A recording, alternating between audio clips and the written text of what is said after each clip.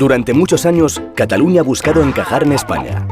Es lo que hoy llaman la tercera vía. ¿Esto para dónde va?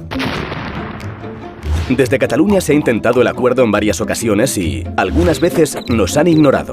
Otras veces nos han respondido. Han tomado nota de los piratas somalíes. Del catalanismo fascista. Y de los regímenes totalitarios. Más reaccionario y destructivo. Un nacionalismo identitario y excluyente. Nuestro interés es españolizar a los alumnos catalanes. Y algunas veces nos han respondido, pero no verbalmente. Nuestro último intento fue el Estatut de 2006. El que el PSOE se cepilló en el Congreso. Lo cepillamos antes de entrar en la comisión. Sí, la verdad. ¿Para qué vamos a andar con eufemismo, coño? El de las firmas del PP contra Cataluña.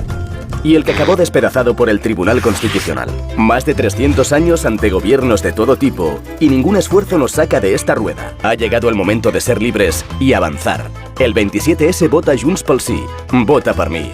El vot de la teva vida.